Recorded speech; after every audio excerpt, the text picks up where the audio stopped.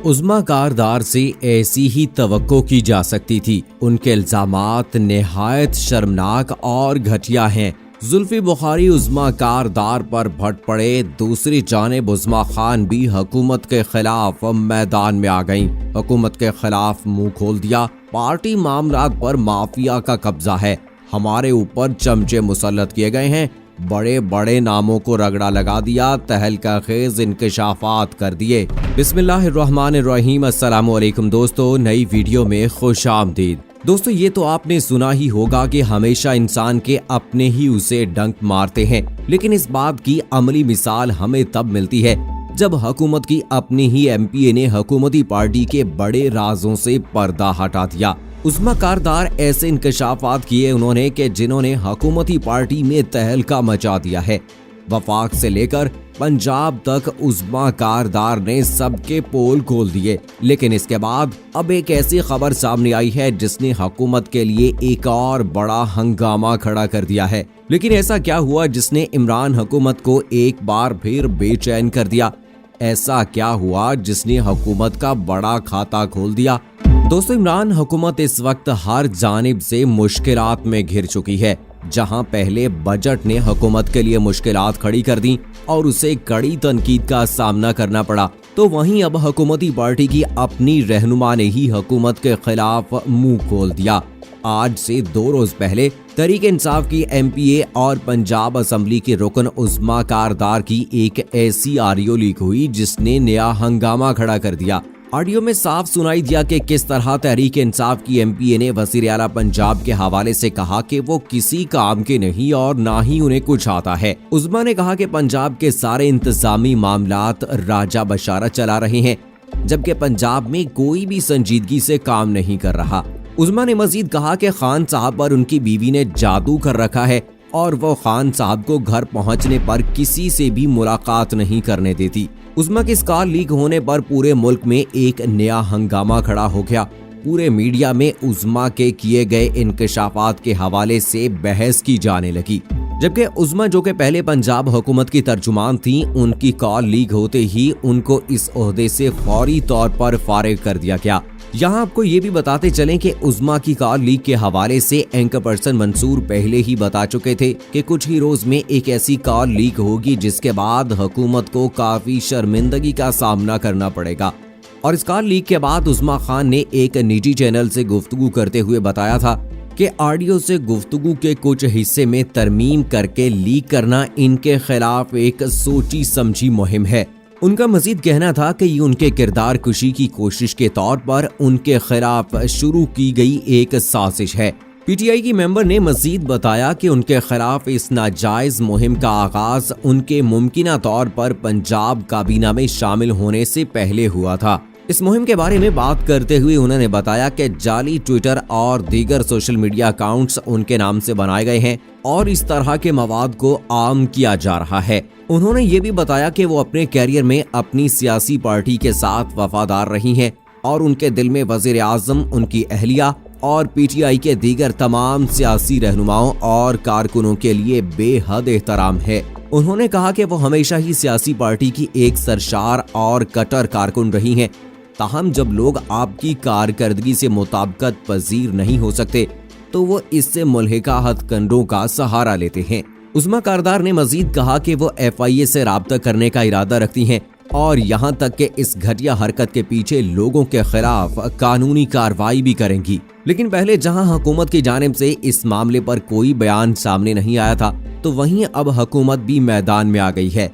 ज़राए के मुताबिक वज़ीर आज़म के करीबी दोस्त और मुआविन बराए ओवरसीज पाकिस्तानी जुल्फी बुखारी उज़्मा कारदार पर बुरी तरह बरस पड़े। वज़ीर आज़म के मुआविन ख़ुसूसी जुल्फी बुखारी ने ट्वीट में कहा कि उज़्मा कारदार से तवक्को भी नहीं की जा सकती कि उन्हें खातून अव्वल के मयार की समझ हो। उन्होंने कहा कि खातून अव्वल से मुताल्लिक पीठ पीछे ऐसी गुफ्तगू करना इंतहाई शर्मनाक है। वज़ीर आज़म और खातून अव्वल की इज्जत हम सब के लिए तरजीह है। जुल्फी बुखारी ने मजीद कहा कि पीटीआई से वाबस्तगी का दावा करने वाले शख्स के लिए ये शर्म का मकाम है कि वो खातून अव्वल के हवाले से ऐसी बातें करे।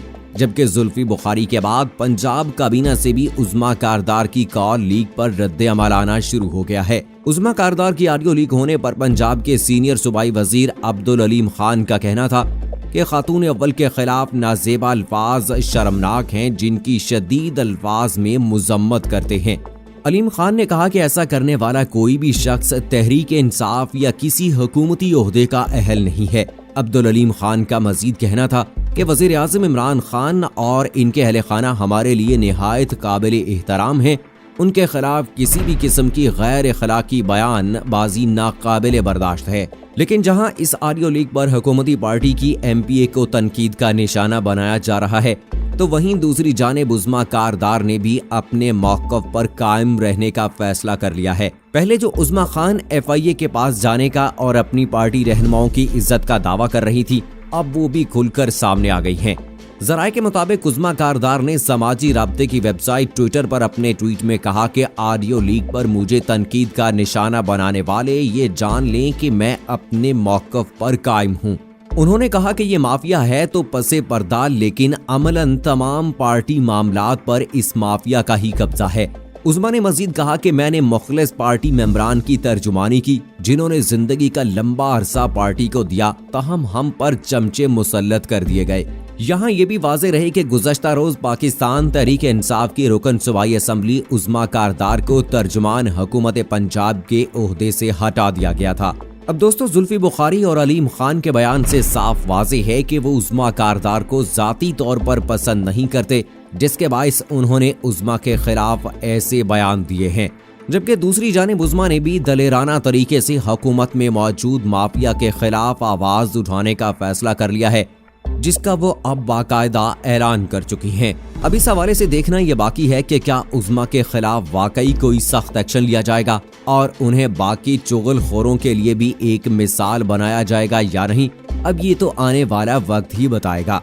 लेकिन दोस्तों, तहरीक इंसाफ की हुकूमत के साथ ऐसा पहली मर्तबा नहीं हुआ कि हुकूमत के अपने ही लोग हुकूमत के खिलाफ बोले हों। उज़्मा कारदार से पहले इमरान खान के करीबी दोस्त और पार्टी के खैरख्वाह जहांगीर तरीन का नाम जैसे ही शुगर स्कैंडल की रिपोर्ट में आया, तो जहांगीर तरीन ने भी हुकूमत पर तनकीद शुरू कर दी। जहांगीर तरीन ने अपने इंटरव्यू में कहा कि मुझे पकड़ने से पहले सब्सिडी देने वाले और चीनी को एक्सपोर्ट करने की मंजूरी देने वालों को भी पकड़ें और उनसे भी सवालात करें। जबकि इसके साथ ही उन्होंने यहाँ तक कह डाला कि मुझे ना अहल महज मियां नवाज शरीफ की ना अहली को बैलेंस करने के लिए किया गया। लेकिन जहांगीर तरीन ने पहले हुकूमती तर्जुमान और मुआविन बराए इत्तलात फिरदौस आशिक अवान भी अपनी बरतरफी पर हुकूमत के खिलाफ पट पड़ी थी। फिरदौस आशिक अवान ने अपनी बरतरफी के हवाले से इंकशाफ किया कि उनको बरतरफ करने में डायरेक्टली वजीर आजम के प्रिंसिपल सेक्रेटरी आजम खान का हाथ है। जबकि उन्होंने ये भी कहा कि उनसे इस्तीफा आजम खान ने जबरदस्ती लिया, हालांकि वो इसकी अथॉरिटी भी नहीं रखते। इसके अलावा फिरदौस आशिक अवान ने कहा कि उनको फंसाया गया है, जबकि इनकी वजारत में काफी लोगों की दखल अंदाजी थी। अब इन सब बातों से एक बात तो वाज़ेह होती है कि हुकूमती पार्टी में भी काफी हद तक फूट पड़ चुकी है और सब लोग अंदर से एक दूसरे के खिलाफ नजर आते हैं। जबकि इस वक्त वफाक के बाद सबसे ज्यादा हालात पंजाब के खराब हैं, जिस हवाले से MPA ने अपनी कॉल में भी जिक्र किया। अब दोस्तों, देखना ये बाकी है कि आने वाले दिनों में क्या होगा। क्या हुकूमत उज़्मा को माफ कर देगी या उज़्मा प्रेशर में आकर हुकूमत से माफी मांग लेंगी। लेकिन दोस्तों, इस हवाले से आपकी क्या राय है कि उज़्मा कारदार के खातून अव्वल के बारे में इस तरह से अल्फाज अदा करना क्या मुनासिब है, या उन्हें ऐसा हरगिज नहीं करना चाहिए था, या फिर ये भी हो सकता है कि उज़्मा कारदार के खिलाफ ये कोई प्रोपेगेंडा किया गया है और उनसे बाकायदा ऐसी बातें करवाकर उनकी कॉल रिकॉर्ड करके उसे लीक किया गया, या फिर वाकई उज़्मा कारदार ने कोई ऐसी गलत बात की है, या वो अपने पार्टी के ओहदेदारों से परेशान थीं और उन्होंने ऐसा कह दिया। इस हवाले से दोस्तों, आपकी क्या राय है? आपको क्या लगता है कि हकीकत क्या है? आपकी नजर में वो हमें कमेंट बॉक्स में जरूर बताइएगा। तो दोस्तों, अब ये तो आने वाला वक्त ही बताएगा कि जिस तरह से आए रोज कोई न कोई वजीर अपनी ही हुकूमत के बारे में ऐसे बयान देता है कि जिससे इमरान खान की परेशानी में मजीद इजाफा हो जाता है, तो क्या अब उज़्मा कारदार के खिलाफ कोई कार्रवाई की जाएगी, या जिस तरह से फिरदौस आशिक अवान ने चंद दिन तो मीडिया पर आके बातें की लेकिन उसके बाद सब कुछ गायब हो गया, ये कहानी भी इसी तरह से गायब हो जाएगी? आपको क्या लगता है? कमेंट बॉक्स में हमें बताइएगा। अगली वीडियो तक हमें इजाजत दीजिए। फी अमानिल्लाह।